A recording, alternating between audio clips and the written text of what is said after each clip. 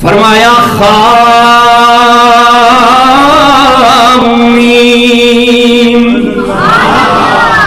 اللہ کا قرآن کہتا ہے اور رب ذوالجلال نے قسم کھائی، فرمایا او زمانے والو، خا کی قسم، میم کی قسم. یا اللہ یہ کس خا کی قسم کھا رہا ہے، کس میم کی قسم کھا رہا ہے؟ فرمایا میں اس خا کی قسم کھاتا ہوں جو گفتگو ہم نے اپنے معبود سے فرمائی ہے، اس میم کی قسم جو گفتگو ہمارے محبوب نے ہم سے فرمائی ہے.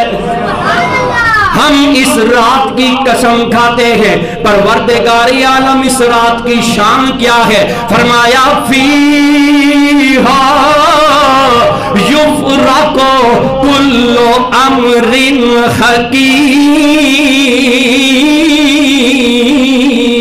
حکیم.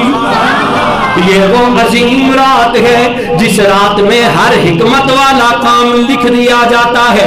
آؤ حضور کی بارگاہ کے اندر چلتے ہیں. روایت فرماتی ہیں ام المومنین سیدہ طیبہ، کائنات کے مومنوں کی اماں سیدہ عائشہ صدیقہ رضی اللہ تعالی عنہا اس حدیث پاک کو روایت فرماتی ہیں شعبان المعظم کی 15ویں رات تھی. شعبان المعظم کی 15ویں رات تھی. حضور میرے حجرے کے اندر تھے. اچانک میں کیا دیکھتی ہوں، میری آنکھ کھلی، میں نے دیکھا حضور میرے حجرے کے اندر نہیں ہے. میں بڑی پریشان ہوئی، لجپال آقا کدھر چلے گئے ہیں؟ آپ فرماتی ہیں میں حضور کو تلاش کرنے کے لیے جب میں باہر نکلی، تلاش کرتے کرتے میں کیا دیکھتی ہوں، میں نے دیکھا حضور جنت البقیع کے قبرستان کے اندر کھڑے ہیں. کس جگہ پہ کھڑے ہیں؟ جنت البقیع کے قبرستان کے اندر کھڑے ہیں. اچھا شب قدری نہیں لاتی قبرستان گشنا یا حضور کی سنتی؟ ام المومنین فرماتی ہیں میں نے دیکھا حضور جنت البقیع کے قبرستان کے اندر کھڑے ہیں. میں نے حضور کو دیکھا، حضور نے مجھے دیکھا. میرے آقا کریم نے فرمایا، پہلی حدیث بیان کر رہا ہوں، میرے آقا کریم نے فرمایا عائشہ کیا تجھے خدشہ تھا کہ تیرے ساتھ زیادتی نہ ہو گئی ہو؟ نہ آقا کریم، میں نے سمجھا شاید آپ کسی اور زوجہ کے پاس چلے گئے ہو، لیکن آقا مجھے بتائیں تو صحیح نا آپ جنت البقیع کے قبرستان کے اندر کیوں آئے ہیں؟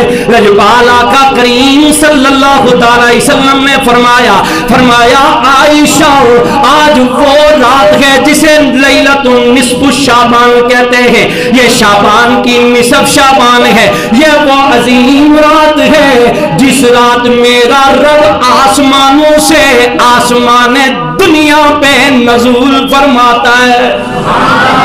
غروب آفتاب سے لے کر صبح صادق تک ندا آتی رہتی ہے کوئی بخشش مانگنے والا، ہے کوئی مغفرت مانگنے والا، ہے کوئی رزق مانگنے والا، ہے کوئی اپنی زندگی کا سوال کرنے والا، ہے کوئی اپنے گناہوں پہ معافی مانگنے والا.